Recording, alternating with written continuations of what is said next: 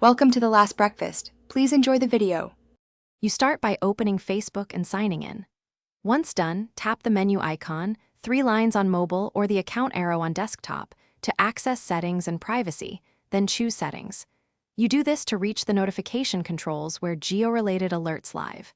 Make sure you are using the account that receives the geo notifications.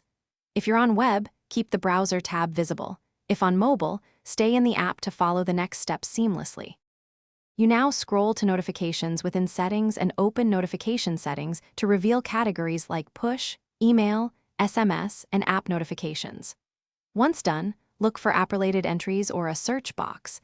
Type geo, carrier, or the exact sender name to filter results. You do this because geo alerts often appear under apps or SMS integrations. Make sure to check both push and SMS sections, since the unwanted notices can come via different channels and require toggling each off individually.